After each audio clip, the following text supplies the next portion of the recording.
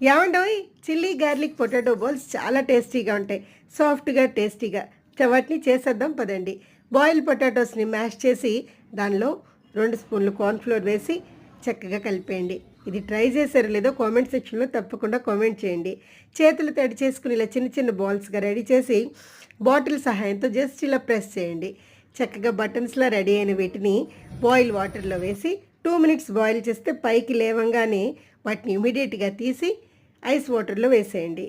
తర్వాత కొంచెం garlic, onions, chillies, కొంచెం సెసమే సీడ్స్, కొంచెం సాల్ట్, కారం, 1 స్పూన్ పంచదార, 1 స్పూన్ సోయా సాస్ వేసి బాగా కలుపుకుని వేడి వేడి ఆయిల్ని దానిలో వేసేయండి.